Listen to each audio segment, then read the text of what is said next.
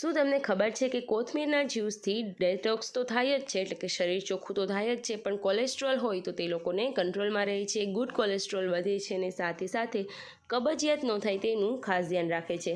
તો કોથમીરના ડ્રિંકને બનાવીશું. એના માટે અહીંયા અડધા ઇંચ જેટલો આદુનો ટુકડો ખમણીને અને થોડી એવી કોથમીર લેવાની, જેને ધોઈને ઝીણી સમારી લઈશું.